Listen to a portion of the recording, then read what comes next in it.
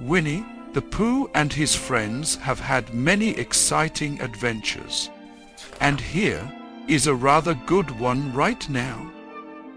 I love you, Winnie the Pooh. The sun was setting in its favorite spot, behind the elm trees in the 100-acre wood.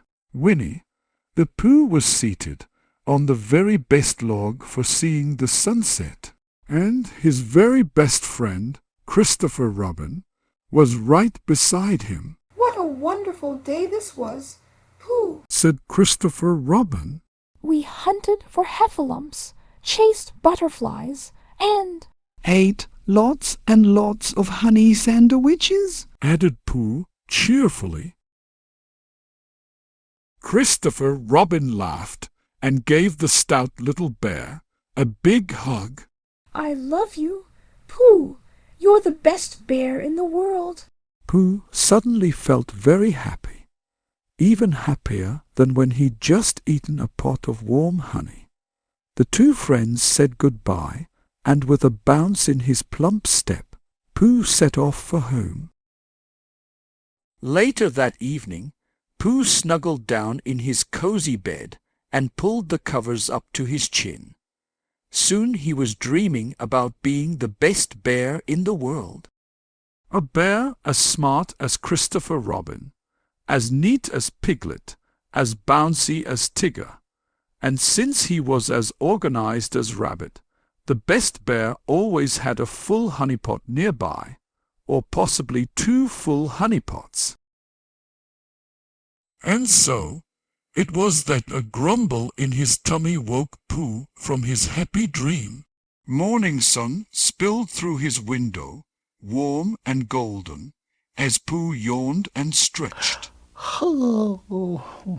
Dum-dee-dum. He hummed. Now that I am a best bear, I'll do best bear things everywhere. But Pooh did not know quite what a best bear would do first. Pooh thought and thought. The best thing to do in the morning is have breakfast, he said finally. So that's what a best bear would do. He started off for Rabbit's house. Rabbit was surveying his garden.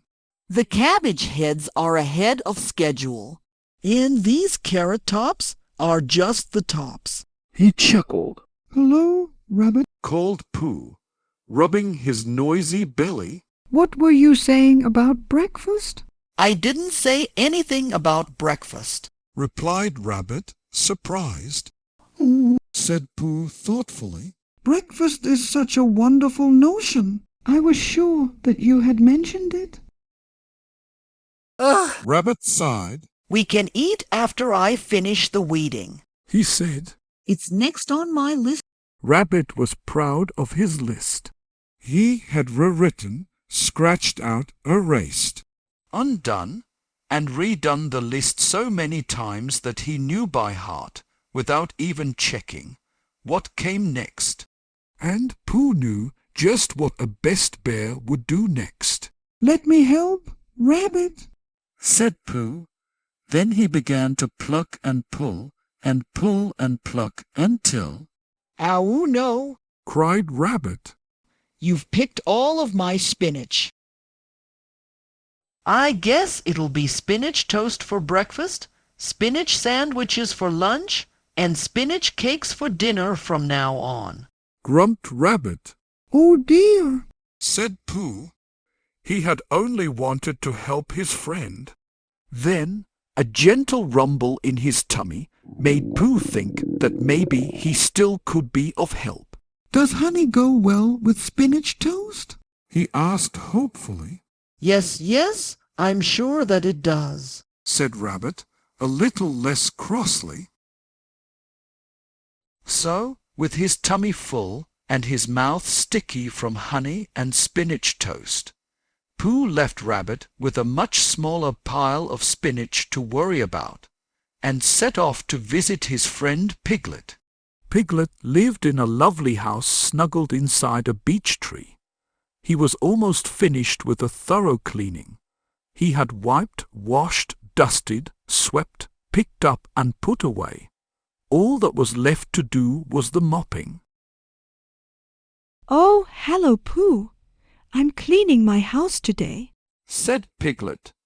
Pooh was sure that a best bear would want to help a small friend with such a large job. Let me help, Piglet, said Pooh. Pooh began to mop. He soaped and splashed the floors. He soaped and splashed the furniture, the walls, and the ceiling. He made sure not to forget the closets, the pantry, and, of course, the windows. Soon, soapy water was splashing everywhere, even bubbling on top of Piglet's little pink nose. Thank you so very much, Pooh, said Piglet, pulling the mop from his friend.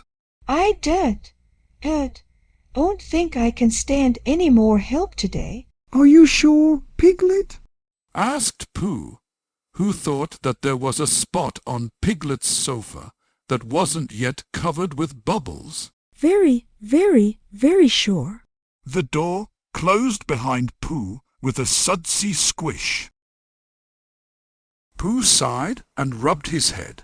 Had he really been a good helper, a best bear in the world sort of helper, Pooh walked through the field outside Piglet's house. With a flash of colour, a butterfly fluttered nearby. Pooh followed the butterfly through a valley of bright wildflowers until it landed directly on top of Eeyore's nose. Hello, Eeyore. I've been following your butterfly. Of course you are, Pooh. No one comes just to see me, he said gloomily. Yes, they do, Eeyore, said Pooh. Pooh wondered how a best bear would make Eeyore feel better. Maybe you need a cheering up song. I shall make one up right now. Rolling on the soft grass, he began to sing. Oh, the 100-acre wood, the honey is most especially good. There are butterflies to catch and silly games to play. There's a tigger to put a bounce in your day, and a piglet's hand to hold as you chase the heffalumps away. And did I tell you, the friendliest, bestest, snap, crackliest donkey named Eeyore lives there? Hooray! Pooh looked at his friend. Eeyore's frown was as long as ever. Oh, bother, said Pooh. I guess my cheering up song didn't work. It cheered me right up, said Eeyore in his usual grumpy voice. Some people get cheery just on the inside. Oh dear, sighed Pooh. He didn't know what to think now. With little bounce left in his plump step, Pooh set off for his thoughtful spot. Pooh wasn't at all sure that he really was a best bear after all. He was softly humming a cheering up song for himself when Christopher Robin arrived. Christopher Robin? Do you think that a bear who was trying very hard to be best bear would get his friends wet or gloomy or spinnicky? Asked Pooh. Silly old bear, Said Christopher Robin, pulling the plump bear close for a hug. A best bear always tries to help his friends, and you're always a best bear. I am, said Pooh. Yes, you are, because you're always you. Said Christopher Robin. and I love you.